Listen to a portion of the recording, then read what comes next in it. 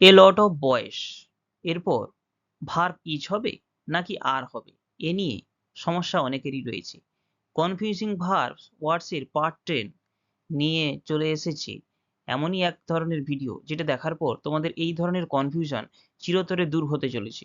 তো চলো আজকে আমরা এই ভিডিওটা শুরু করতে চলেছি।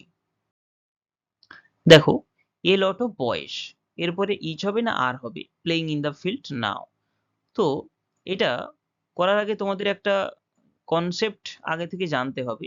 এ lot of, lots of, some of, plenty of, half of, most of, etcetera, এই টাইপের যে রয়েছে এগুলোকে কিন্তু বলা হয় থাকে কোয়ান্টিফায়ার।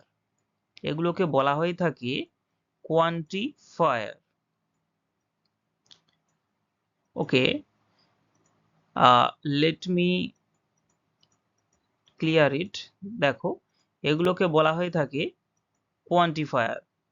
ঠিক আছে, দেখো তোমাদের সুবিধার্থে আমি লিখে দিচ্ছি Q U A N T I F I, একটু বুঝে নিও, ইয়ার, এগুলোকে বলা হয় quantifier. Now the question is what is quantifier.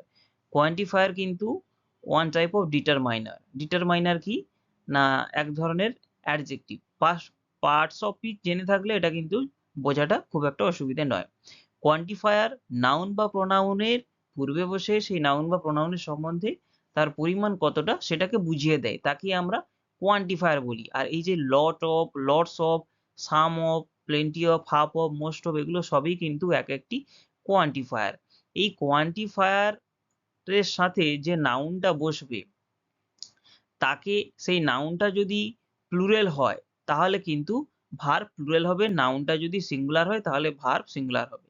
আমরা জানি এই যে সাবজেক্ট ভার্ব এগ্রিমেন্ট, ভার্ব সাবজেক্টের সাথে এগ্রিমেন্ট করবে, নাকি এই কোয়ান্টিফায়ারের উপরে। ঠিক আছে, তো এই কোয়ান্টিফায়ারের উপরে আমরা জোর দেব না, আমরা দেব কোয়ান্টিফায়ারের সাথে যে নাউনটা রয়েছে তার সাথে, তাকে জোর দিয়ে দেখব যে এই নাউনটা, কোয়ান্টিফায়ারের পর যে নাউনটা রয়েছে সেটা যদি প্লুরাল হয় তাহলে ভার্ব প্লুরাল হবে, এবং কোয়ান্টিফায়ারের পর নাউন যদি সিঙ্গুলার হয় তাহলে কিন্তু ভার্ব অবশ্যই সিঙ্গুলার হবে। এক্ষেত্রে এ লট অফ কোয়ান্টিফায়ার বয়েস প্লুরাল, তাই ভার্বটাও হয়ে যাবে প্লুরাল। ঠিক আছে, তো চলো আর কিছু এক্সাম দেখে নেই, এক্সাম্পলের সাথে আমরা দেখে নেব। দেখো, এ লট অফ স্টুডেন্টস ইচ না আর প্রেজেন্ট টুডে। দেখো, এ লট অফ কোয়ান্টিফায়ার রয়েছে, এরপরে স্টুডেন্টস রয়েছে।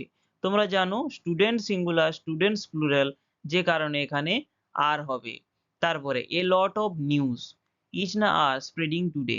দেখো, নিউজটা কিন্তু আমরা সিঙ্গুলার ধরে নেব, তাহলে এ লট অফ কোয়ান্টিফায়ার, এরপরে নিউজটা সিঙ্গুলার, যার কারণে এটা হয়ে যাবে verb is. A lot of বয়েস প্লুরাল হওয়ার দরুন আর হবে। আচ্ছা, এ লট অফ মানি, এটার সঠিক উত্তর কি হবে তোমরা কিন্তু আমাকে কমেন্ট বক্সে জানিও। তো এই ছিল আজকের ভিডিও। ভিডিওটি ভালো লেগে থাকলে আমার চ্যানেলটি সাবস্ক্রাইব করে দিও, একটা লাইক করতে ভুলো না কিন্তু। Thank you, take care, see you in the next video.